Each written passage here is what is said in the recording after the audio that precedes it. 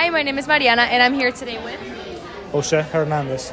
And we are here in El Rancho Grande, which is a Mexican place. So we're asking him a few questions about cultural appreciation and how culture and food impact other cultures. So, what is your favorite dish from your culture? Well, actually, the pollo with mole.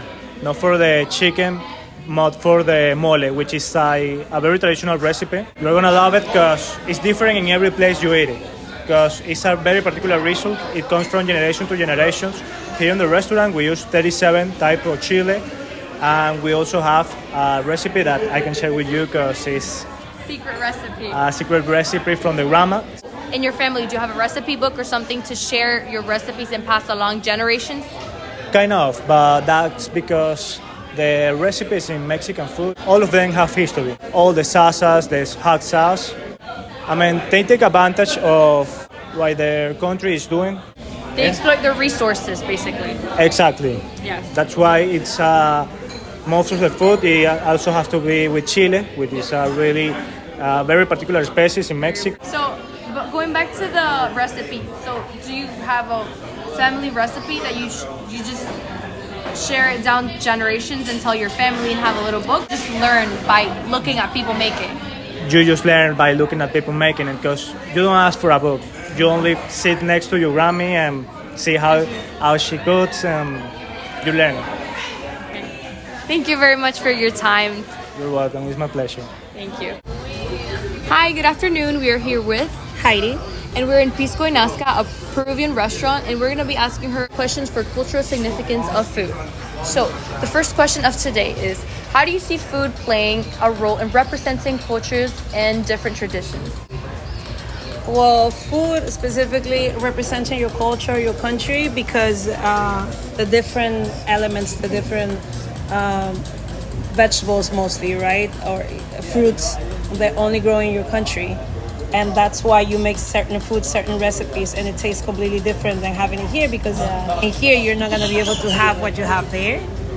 Sometimes it's not even available. Only you can get it by exporting it. Every country has their own chilies, their own fruits that we don't grow because of the region and because of the climate. And so that's why every country has a different thing to offer. What is the significance of traditional recipes in your culture, and how do you ensure they're passed down through generations? They're used to teaching the girls, the daughters, how to cook. So they pass on from their moms to my mom to me. How to make the food, the classic, and what you cook is everything is Peruvian. Your stews, your soups, your basics. Is there any recipe book, or it's just taught on the spot? It's taught on the spot. It's classic dishes that we have. I mean, everybody's gonna know how to make a ceviche. Everybody's gonna know how to make papas a la huancaina. It's a sauce that it stays in your memory. It's like learning 2 times 2. So how do you believe sharing food can foster cross-cultural understanding and appreciation? So in our food, we have the chifa, which was our influence for the Chinese. We have our makis, our Nikkei, which is our influence from the Japanese. We have the mondonguito, caucao, and the pastas, tallarines rojos, that is the influence from the Italians. So we do use it all besides our own food. It was a whole mix from the people that came. So you would say Peruvian food is very well mixed with other cultures, and Oh yeah, we have a lot of influence from it. Like I said, the mainly ones are Italian, Chinese, and Japanese, and African, right? Which one is your favorite dish? Too hard. What are your favorite dishes from your culture? Ají de gallina, ceviche clásico, un arroz con pato, o un arroz con pollo, y un arroz chaufa clásico. Do you think that your food was difficult to introduce to different cultures? As in, like, were people a little bit iffy about trying your food? The most classical ones that are like depending on the region. I think the coast, the dishes from the coast are the ones that are the easiest for people to try.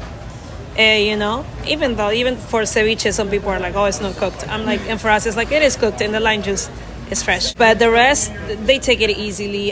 The more it goes into the cultural part, like the central part of Peru, where you can eat guinea pig, which you won't eat here, or they can eat the llama or the alpaca.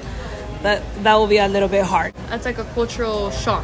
Exactly. That's harder to introduce to. That is much harder to introduce to. Even for Italians, when you're talking about mondonguito la italiana or cow, which we make in Peru, it's the mondongo, which is the one of the stomachs of the cow. It is hard for any American to eat it because they're like, if you translate it on a menu, even when you go to an Italian menu, for them to translate it will be tripe. As soon as they read that, nobody would taste it. Who's gonna read? Nobody will even try. There's only a few that try. And I say it by experience because I've worked in different restaurants. Was it embraced in your culture to be so passionate about food? I don't think so. In Peru, we love, cooking every day. You're cooking every day. The weekend is very weird to go out too much onto restaurants. It's only in special occasions. And it's mostly, mi tia makes great tamales and she makes the carapulca and then you want to learn how to make that one or how to make this. And everybody cooks at home. You learn just because you have to. It's just something that we do together, and we always did, like the desserts and the juices, even the chichas and all those things. You make it all fresh from scratch. You don't buy it made. America is too much of everything is made. Us, everything is made from scratch. Thank you.